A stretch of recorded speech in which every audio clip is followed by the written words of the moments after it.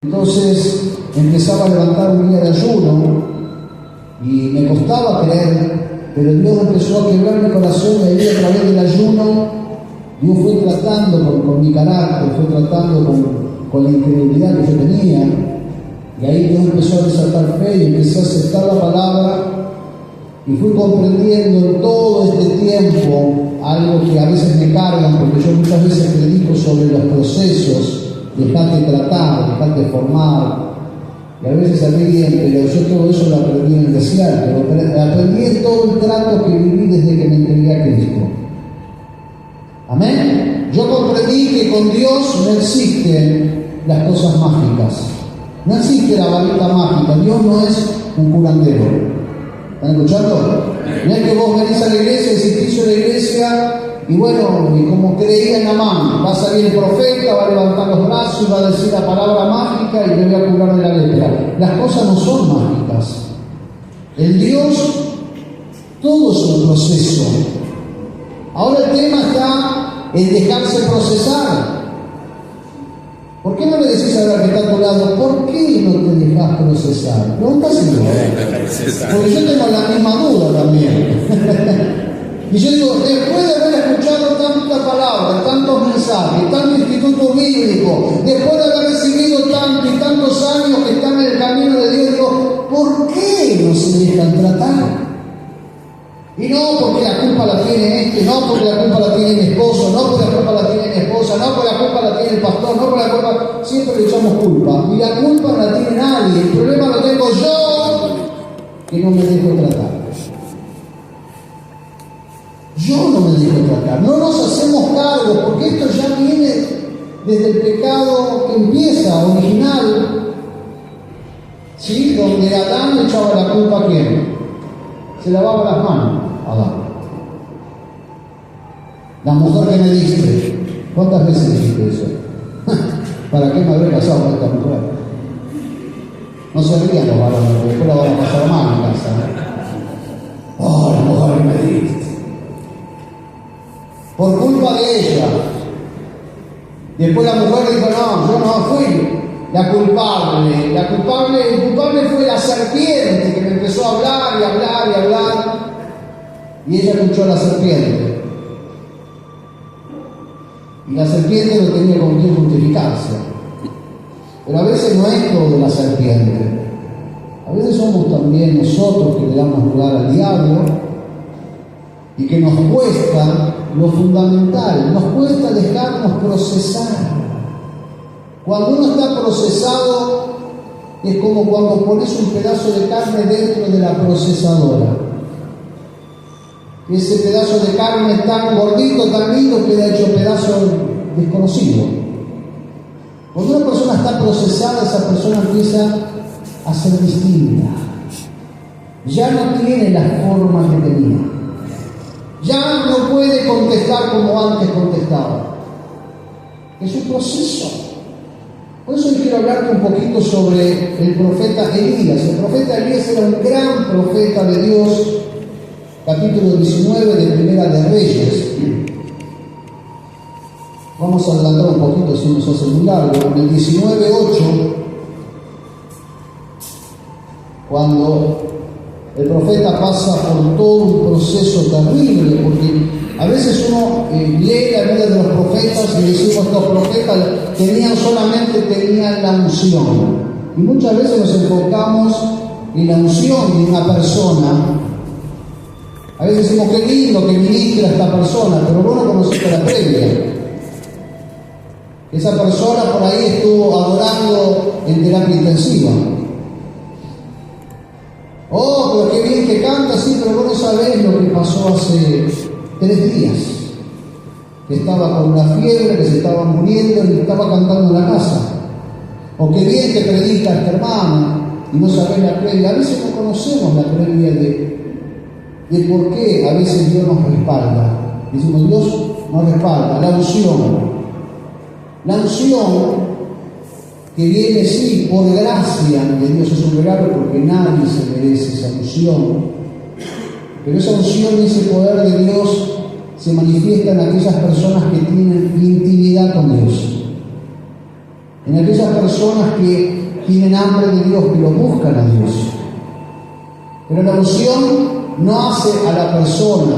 Vos podés ser una persona súper ungida y no significa que no vas a tener problemas, como le pasó a Elías. El profeta Elías era un hombre con pasiones semejantes a las nuestras.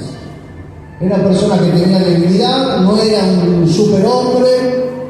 El gran problema que tenemos a veces en la iglesia es que por ahí vemos a un pastor que es usado por Dios y ya lo idolatramos, lo ponemos en el lugar de Dios. Pero los hombres, los pastores, somos hombres. Y los que cantan son personas comunes, así como sos vos, ni más ni menos. Tenemos nuestras debilidades, luchamos contra los malos pensamientos, peleamos contra la carne todos los días. Ahora vos fíjate el profeta Elías, lo que dice la palabra, lo tiene en 19:8, dice: se levantó pues y comió y bebió y fortalecido con aquella comida caminó 40 días y 40 noches hasta Horeb, el monte de Dios, y allí se metió en una cueva donde pasó la noche, y vino a él palabra de Jehová, el cual le dijo: ¿qué haces aquí, Elías? Y él respondió: sentí un vivo celo por Jehová, Dios de los ejércitos, porque los hijos de Israel han dejado tu pacto. Dice que él estaba mal, estaba quebrantado porque se sintió solo y vio que muchos de sus colegas, muchos de sus profetas, muchos de los hijos de Dios habían dejado el pacto con Dios. Qué triste, ¿no?, cuando vemos en la iglesia que muchos dejan el pacto con Dios. ¿No te ha pasado? ¿No te da tristeza? Cuando ves a aquella persona que antes estaba por ahí cantando, dándole gloria a Dios, y ahora la vez que está mal, atado a las drogas, que volvió atrás. Es una tristeza muy grande cuando vemos que muchos han dejado el pacto. Dice de que él estaba mal y había sentido un dolor por dentro, ¿sí? Y dice: y han matado a espada a tus profetas y solo yo he quedado y me busca para quitarme la vida. Él le dijo: sal fuera y ponte en el monte delante de Jehová. Y aquí Jehová que pasaba, y un grande y poderoso viento que rompía los montes y quebraba las peñas delante de Jehová. Pero Jehová no estaba en el viento. Y tras el viento un terremoto, pero Jehová no estaba en el terremoto. Y tras el terremoto un fuego, pero Jehová no estaba en el fuego. Y tras el fuego un silbo apacible y delicado. Y cuando lo oyó Elías, cubrió su rostro con su manto, y salió y se puso a la puerta de la cueva, y aquí que vino a él una voz diciendo: ¿qué haces? ¿Qué haces aquí, Elías? Y él respondió: he sentido un vivo celo de Jehová, Dios de los ejércitos, porque los hijos de Israel han dejado tu pacto, han derribado tus altares, han matado de espada a tus profetas, y solo yo he quedado y me buscan para quitarme la vida. Y le dijo Jehová: ve, vuélvete por tu camino por el desierto de Damasco, y llegarás y ungirás a Hazael por rey de Siria, a Jehú hijo de Nisi, ungirás por rey sobre Israel, y a Eliseo hijo de Safat de Abel Meola, y ungirás para que sea profeta en tu lugar. Y el que escapare de la espada de Hazael, Jehú lo matará, y el que escapare de la espada de Jehú, Eliseo lo matará. Y yo haré que queden en Israel 7,000 cuyas rodillas no se doblaron ante Baal, y cuyas bocas no lo besaron. La palabra tremenda, porque acá vemos todo lo que tuvo que enfrentar Elías antes con Acab. Vos sabés que el rey Acab fue uno de los peores reyes que tuvo Israel. El rey Acab fue el que metió todo el paganismo, toda la idolatría, y la tenía su esposa Jezabel, que habían sido personas que se habían mezclado con el paganismo, se habían mezclado con cosas oscuras. Y te voy a decir algo: una persona no se convierte en satánico de un día para el otro. Empiezan primero con las contaminaciones. ¿Escucharon? Cuando una iglesia se contamina, no te vas a dar cuenta porque empiezan con cositas que parecen tontas. Por ahí empiezan con el fuego de la copa. Hay que tratar el fuego de la copa, es un fuego. o con el horóscopo, que parece tan inofensivo. Vamos a ver el horóscopo, a ver qué me dice, lo que va a ser para mi signo, a ver si tengo que encarar el día. Y estamos muy preocupados, a ver de qué signo soy. Yo soy igual que el otro, tenemos el mismo carácter, la misma personalidad. Y empezamos a estar bajo una influencia que creemos que no tiene nada de malo, porque así opera Satanás. ¿Están escuchando? Cuando hablamos de Baal era un dios que ellos creían que si ellos le abrían el corazón a Baal, iban a tener las tierras fértiles. Todo le iba a ir bien. El dios Baal prometía de que no iba a haber ninguna estéril, que las mujeres iban a tener hijos también, que todo le iba a ir bien. Muchas promesas que escuchamos de tantas cosas que aparecen. Cuidado, porque todo parece todo muy lindo. Como eso de al elefante ponerle $1 enroscado en la trompa del elefante. ¿Cuándo se acuerdan de eso? Yo me quedé asombrado un día con un evangelista que predicaba, hace mucho. Y me pidió si podía ir a orar en la casa. Un evangelista me pidió poder ir a orar en mi casa por mi esposa. Y cuando entro a la casa del elefante con el billetito enroscado en la trompa, digo, pero este hombre predica. Y lo que más me asombró que después cuando voy a hablar con la mujer, eran personas grandes, le miro la mano y tenía una cintita roja. Digo, bueno. Y así parecen cosas inofensivas. Después terminé hablando yo con el hermano y le dije, hermano, eso no es de Dios, perdón. Tratarme de legalista no me interesa, pero con Dios no nos podemos contaminar. No, pero como lo hace toda la familia de ellos, están acostumbrados. Bueno, pero vos tenés que enseñarle, vos sos evangelista, tenés que enseñarle a tu esposa. No vas a permitir que le pongan $1 en la trompa de elefantes. Eso es idolatría pura. ¿Cómo vas a permitir de que tenga la cintita roja contra la envidia? Como si eso fuera más fuerte que el poder de la sangre de Cristo que está dentro mío. Y así, todo empieza prometiendo. La cintita roja te promete la prosperidad. El billete en la trompa de elefante también te promete la prosperidad. Hay muchas cosas que te prometen y te prometen y te prometen. Mirá, que tu hijo está mal y tiene ese problema del despacho o está con ese problema tan grave. Bueno, si no pasó nada en la iglesia, llévatelo al curandero, que es un curandero espectacular y encima no te cobra nada. Ese sí es bueno. Sí, Satanás regala también cosas y te va a ofrecer montones de cosas con tal de contaminarte. Entra con un lado y te ata con la otra mano. Y así esta gente fueron gente terrible. Acá mi Jezabel le dieron lugar a Satanás y varios profetas de Jehová empezaron a aceptar también y se convirtieron al dios Baal.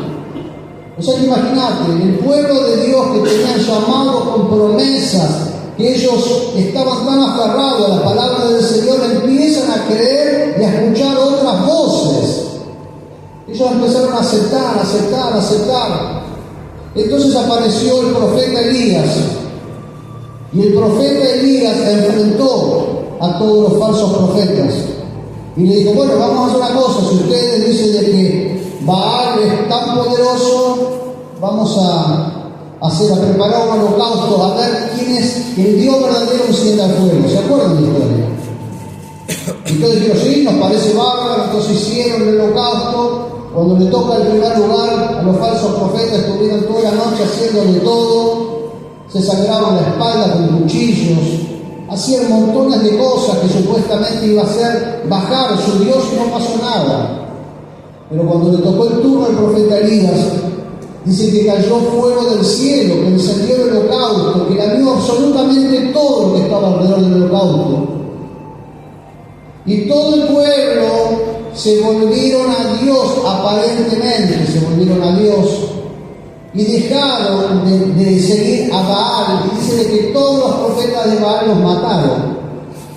Y a raíz de eso, Jezabel se levantó, dijo, le mandó un mensajero al profeta Elías y le dijo: mirá, hoy te voy a matar. Amenaza directa. Por eso, cuidado con los mensajeros. A veces el diablo tiene sus propios mensajeros, ¿no? Los mensajeros que te tiran mala onda, los mensajeros que te dicen: hoy la enfermedad esa que tenés, te va a pasar esto, te va a pasar lo otro. Mensajeros del diablo. A veces estamos rodeados de gente negativa, amados. Gente que habla mal de la iglesia.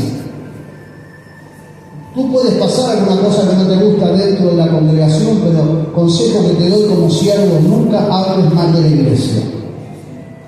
Nunca hables mal de los hermanos. Muchos dicen: no hables mal de los pastores. No, no hables mal de la congregación, porque eso contamina, eso mata la fe, eso es convertirse en una pequeña zorra que empieza a echar a perder la viña.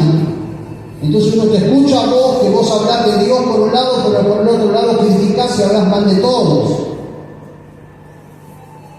¿Qué hace el hermano? Mirá cómo se viene vestido. O qué hacen con la ofrenda y con los diezmos, la típica. Eso lo usan mucha gente inmadura, que hablan de Dios por un lado, pero por el otro lado levantan el dedo y señalan. Cuidado con eso. Cuidado, porque eso te va a contaminar. Vivimos en un mundo de desconfianza, claro que sí. Yo cuando me entregué a Cristo, lo primero que hice fue mirar a ver qué auto tenía el pastor. Me miraba a ver qué reloj tenía en la muñeca, porque estaba lleno de desconfianza. Pero cuando me entregué al Señor, comprendí que lo que dice la palabra, que para el que es puro, todas las cosas le son puras. No permitas que el enemigo contamine tu mente y te llene de desconfianza, porque no hay cosa más maravillosa ni más poderosa que tener comunión en la iglesia, que tener amor por nuestro hermano. No hay cosa que más te va a sanar, que más te va a restaurar, que es el amor de la iglesia. El amor de la iglesia es poderoso. Yo sabés cómo dejé el vicio del cigarrillo con un hermano que no sabía ni orar, pero quedó por mí. Bien torpe para orar. Pero esa oración me partió al medio y yo dejé de fumar. Años de fumador. Y Dios utiliza al que sea, porque es su iglesia. Así que el profeta Elías, esto es algo incomprensible, enfrenta a 450 falsos profetas, una persona de unción y de poder. Sin embargo, cuando se desata esta mujer que le dice: en estos días prepárate porque te voy a matar. ¿Qué le pasó al profeta Elías? Salió quebrantado, salió triste, y salió perseguido, perturbado. ¿No te pusiste a pensar cuántas batallas Dios te libró cuando te entregaste a Él? Y hoy tal vez estás pasando un pequeño dolor de cabeza y dices: ¿cómo puede ser que Dios me haya abandonado? A veces no es entendible. Nos libró de batallas terribles y hoy estamos llorando porque no pudimos pagar la boleta de la luz. Dios te dice: pero te sané de un cáncer, pero te liberé del alcoholismo, y ahora te pones a llorar porque todavía no pagaste la boleta de la luz, o porque no te pudiste comprar un par de zapatillas. A veces es incomprensible. Pero el profeta dice en el verso 9: y allí se metió en una cueva donde pasó la noche. En la cueva, y vino a él palabra de Jehová, el cual dijo: ¿qué haces aquí, Elías? Después de caminar 40 días en el desierto, después de estar a punto de desear morirse, él no quería comer más, se quería morir de hambre, estaba bajo una depresión. ¿Cuántos tuvieron depresión acá alguna vez? La depresión es destructiva. Una persona que tiene depresión puede estar rodeado de gente, pero está solo. Se siente solo. Una persona con depresión le cuesta levantarse de la cama. Una persona con depresión no tiene ganas de vivir. Una persona con depresión no es feliz. Y este profeta, este gran profeta, estaba bajo un estado de depresión, que dice que se metió a descansar debajo de un arbolito negro. Dice que estaba esperando morirse. Se sintió que estaba solo, que Dios lo había abandonado. Sintió que todo lo que estaba haciendo no servía para nada, lo iban a matar en cualquier momento, lo iban a matar. ¿Y sabe qué hizo? Fue y se escondió ahí en la cueva. Dice que ahí estaba, confundido, triste. Podríamos decir, amados, que la soledad, cuando viene esa soledad, es muy difícil soportarla. ¿Cómo cuesta soportar la soledad? ¿Cuántos han experimentado ese estado de soledad? Es terrible. Uno se siente solo y ve que los demás tienen su familia y vos estás solo, y que los demás disfrutan la vida y vos te sentís solo. ¿Cuánta gente se ha sentido así? ¿Cuántas veces nosotros nos hemos sentido así? Y el verso 10 dice: y él respondió: sentí un vivo celo por Jehová Dios de los ejércitos, porque los hijos de Israel han dejado tu pacto, han derribado tus altares, se han matado de espada a tus profetas, y solo yo he quedado y me buscan para quitarme la vida. Él estaba mal. Decía: los hijos de Israel han dejado tu pacto. Y esto me hace acordar mucho lo que hoy estamos viviendo. ¿Cuántos, por las corrientes de este mundo, han dejado el pacto? El pacto significa el convenio. Han dejado el acuerdo. Han dejado de escuchar la voz de Dios. Yo quiero decirte que en el momento difícil, el único que te va a respaldar, el único que va a estar a tu lado va a ser Él. A veces necesitamos pasar por esos tratos, por esos desiertos. Y él estaba mal porque había visto que el pueblo de Dios se había contaminado con cosas espirituales. Ellos tenían que estar hablando de Jehová, llenándose de Dios, y se habían contaminado con la idolatría. Y lo peor, que él se sintió que era el único loco que vivía una vida de pacto. Vos sabés que a mí me ha pasado varias veces eso, de decir: oh Señor, yo estoy continuamente dándome con un caño por esto, por lo otro, que no puedo pensar esto, que mi carácter, y los otros no tienen problema. Si tienen que hacer cualquier cosa, hacen cualquier cosa, y después es como que la vida les sonríe. Y yo creo que así estaba el profeta. El profeta estaba como indignado porque se sentía que estaba solo. Verso 11, y dice que le dijo: sal fuera y ponte en el monte delante de Jehová. Y aquí, una experiencia, que Jehová pasaba en un gran y poderoso viento que rompía los montes y quebraba las peñas delante de Jehová, pero Jehová no estaba en el viento. Y tras el viento un terremoto, pero Jehová no estaba en el terremoto. Y tras el terremoto un fuego, pero Jehová no estaba en el fuego. Y tras el fuego un silbo apacible y delicado. Y cuando oyó Elías, cubrió su rostro con su manto y salió y se puso a la puerta de la cueva. Elías estaba acostumbrado a las grandes, escuche, a las grandes manifestaciones de Dios. Él estaba acostumbrado. Creo que también parte de su soledad que él sentía es porque él veía que estaba estancado, no pasaba nada. ¿Cuántas veces te sentiste estancado? Que si antes yo experimenté esto, lo otro. ¿Cuántas personas por ahí dicen: me voy de la iglesia porque no siento la presencia de Dios? O voy a dejar de servir porque yo no siento. Hoy estamos viviendo el tiempo del sensualismo. Todo tiene que pasar por lo que siento, en vez de pasar por lo que leo. Mi vida no tiene que estar sujeta a las emociones, mi vida tiene que estar sujeta a la palabra de Dios. Entonces Elías veía que lo que estaba viviendo era difícil también, porque a la vez él había experimentado cosas terribles, pero en ese momento ya no caía fuego del cielo. No fue casualidad que pasaran esas manifestaciones. Dice que viene un viento fuerte, terrible. Cuando Dios lo llama, dice: vení que voy a hablar con vos. Aparece un viento fuerte, pero acá está Dios. Y Dios no estaba. No estaba en el viento, no estaba en el terremoto. Un terremoto que quebraba todo. Dijo: bueno, acá debe estar Dios. Ahí Dios no estaba. Dice que no estaba en el fuego, no estaba en ninguna de las manifestaciones. Elías conocía cuando Dios descendía en el Sinaí. Vos sabés que cuando descendía en el Sinaí ocurrían terremotos, relámpagos, truenos, fuego. Era terrible.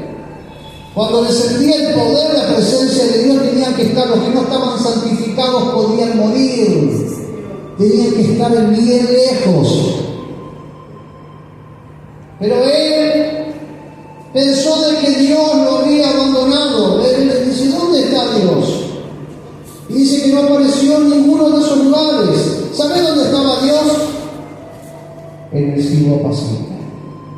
¿Sabe lo que es el silbo apacible? Lo cotidiano. Sientas o no sientas, Dios prometió que iba a estar con vos todos los días hasta el fin del mundo.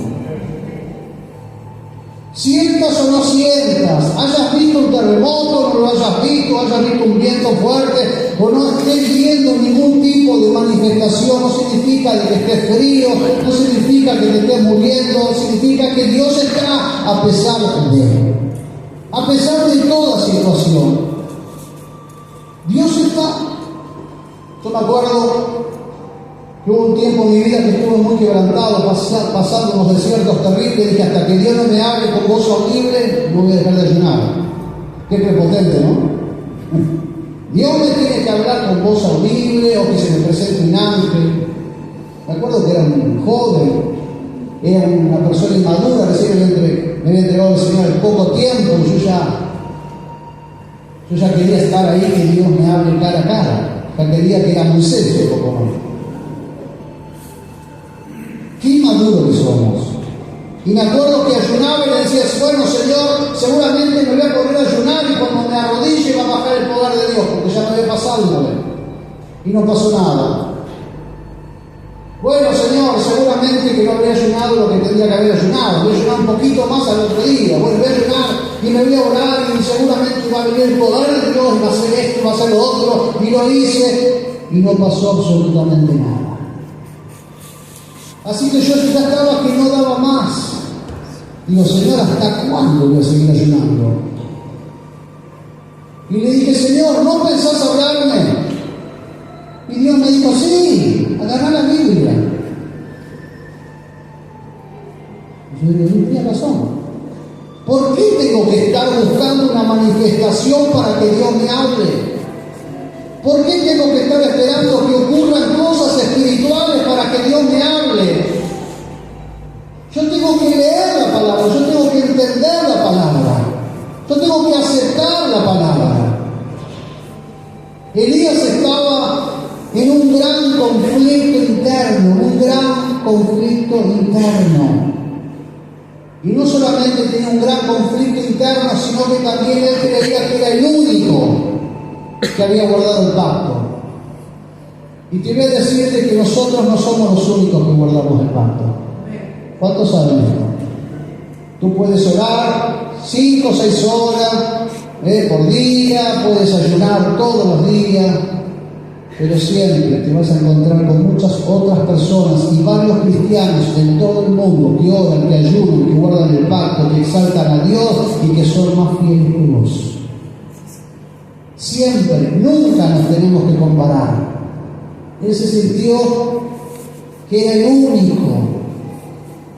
Él sintió de que, bueno, estoy perdido, ahora me van a matar. Verso 15, le dijo que ve y vuélvete por tu camino por el desierto de Damasco y llegarás y irás a Sael, por rey de Siria, a Jehú, hijo de Nimsi, y irás por rey de Israel, a Eliseo. Y más adelante dice, el que escapare de la espada de Sael, Jehú lo matará, y el que escapare de la espada de Jehú, Eliseo lo matará. Mira lo que dice, verso 18, y yo haré que queden en Israel 7,000, cuyas rodillas no se doblaron ante Baal y cuyas bocas no lo besaron. No era solamente Elías. Dios tenía 7,000 reservados. Y en esta batalla siempre va a caer uno y Dios lo va a multiplicar. Va a caer aquel hermano que pidió todo para exaltar a Dios y Dios va a multiplicar a otro. Porque en el reino de Dios no hay pérdidas. En el reino de Dios siempre hay multiplicación, porque Dios está haciendo una obra tremenda con su iglesia. Dios está haciendo una obra tremenda con tu vida. Por eso hoy no lo entiendes. Por eso hoy no lo comprendes. Amén. Por eso quiero dejarte que esta palabra, a veces entender esta palabra nos lleva a pensar un poquito más profundamente y poder comprender qué significa tener éxito. A veces nosotros pensamos que el éxito es lo que todo te vaya bien. Y tener una vida de éxito es que todo me vaya bien. Pero tener éxito no es que todo te vaya bien. ¿Están escuchando? Tener éxito es de que cumplas con el propósito de Dios en tu vida. Y vos estás dentro del propósito. Desde el primer momento que le abriste el corazón a Cristo, estás dentro del propósito de Dios, aunque no lo puedas entender. En 1 de Pedro 1:2, y con esto termino, mirá lo que dice, para que comprendas que Dios conoce los tiempos, Dios conoce el pasado nuestro desde ya, el presente y el futuro.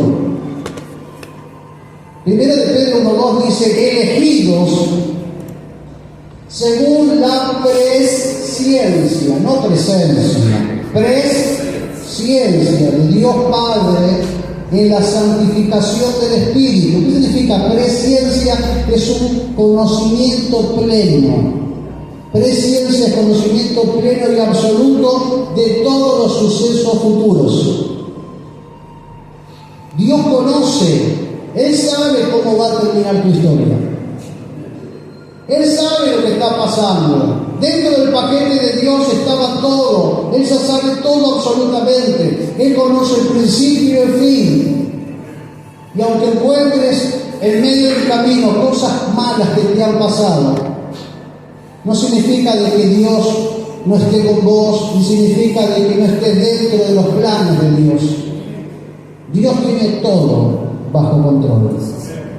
Y Dios tenía a su profeta Elías bajo control, a tal punto que cuando él ya estaba desgastado y ya no daba más, Dios le dijo, no, quédate tranquilo, Elías, andá a ungir al profeta Eliseo, andá a ungir al nuevo rey de Israel. Él tenía todo preparado porque Dios tiene todo bajo control.